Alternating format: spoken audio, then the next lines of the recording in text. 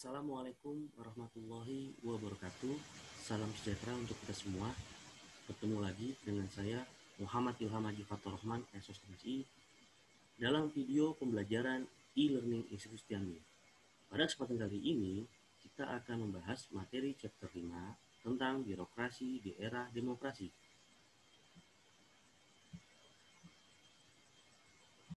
Pada perkembangannya, birokrasi di era demokrasi. Demokrasi ternyata sudah ada sejak abad ke-16, berasal dari bahasa Perancis, demokrasi. Secara terminologi, demokrasi adalah pemerintahan oleh rakyat untuk rakyat di mana kekuasaan tertinggi berada di tangan rakyat dan dijalankan langsung oleh mereka atau oleh wakil-wakil yang mereka pilih di bawah sistem pemilihan bebas. Artinya dalam konteks ini adalah rakyat pemegang kedaulatan tertinggi di suatu negara demokrasi. Hal ini juga dipertegas melalui Undang-Undang 1945 bab 1 pasal 1 ayat 2. Nah, artinya secara tegas demokrasi adalah dari rakyat, oleh rakyat, dan untuk rakyat. Oke, kita next ke pembahasan selanjutnya. Nah, dimensi ruang lingkup demokrasi ada 4. Pertama, pemerintahan demokrasi tentunya berbeda dengan bentuk pemerintahan yang monarki, oligarki, ataupun yang dipimpin oleh satu orang. Karena pemerintahan demokrasi adalah mengedepankan asas musyawarah mufakat, asas bersama, atau cara terakhir adalah voting untuk menghasilkan suatu keputusan. Nah, Karl Popper mengemukakan bahwa demokrasi sebagai sesuatu yang berbeda dengan kediktatoran atau tirani, sehingga berfokus pada kesempatan bagi rakyat untuk mengawasi. Artinya dalam konteks ini, lembaga legislatif, eksekutif, yudikatif itu diawasi oleh rakyat karena mereka diberi mandat untuk menjalankan fungsinya. Lalu yang berikutnya adalah demokrasi lebih dari sekedar seperangkat aturan dan prosedur konstitusional yang menentukan bagaimana suatu pemerintahan menjalankan fungsinya. Artinya pemerintah, baik itu legislatif, eksekutif, yudikatif, sudah diberikan mandat sehingga sudah berdasarkan legitimasi yang sah dan diawasi oleh masyarakat, oleh rakyat sebagai pemegang kedaulatan tertinggi suatu negara. Lalu demokrasi begitu penting bagi keberadaban suatu negara. Artinya demokrasi ini sangat penting karena demokrasi merupakan salah satu simbol peradaban bagi masyarakat atau warga negara. Oke, kita lanjut ke pembahasan berikutnya.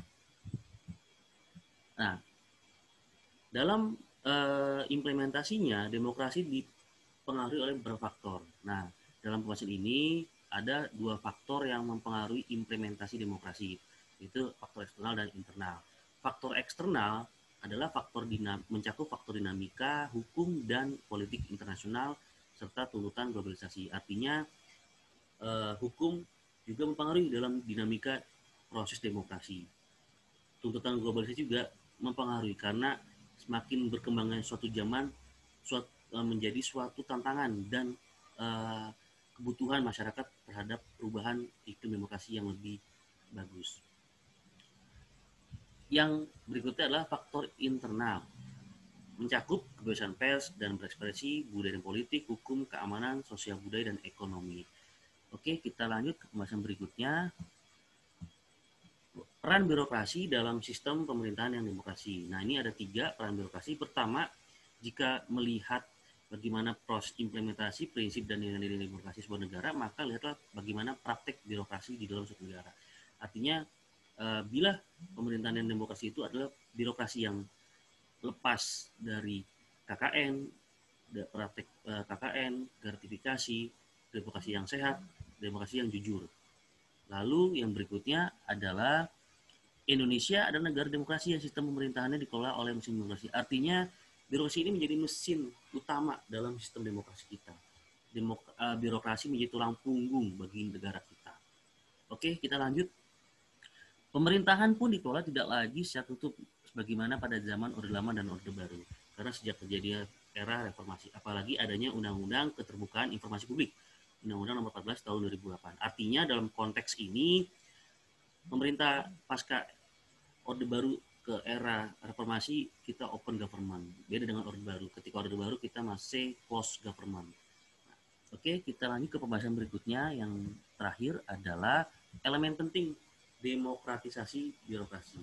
Nah, dalam konteks ini ada 3 demokratisasi birokrasi. Pertama, demokratisasi birokrasi dimaksudkan sebagai tindakan dan kebijakan pemerintah yang dilakukan dengan cara demokrasi, baik sikap dan perilaku aparatur birokrasi maupun mekanisme dan prosedur kerja yang juga menentukan nilai-nilai demokrasi. Ini menurut Robert Dahl.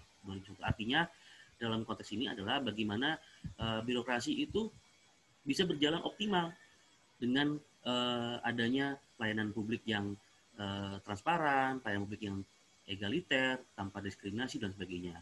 Dan juga adanya nilai-nilai mental bagi aparatur birokrasi atau aparatur pemerintah, yaitu mental kejujuran, profesionalitas, dan komitmennya.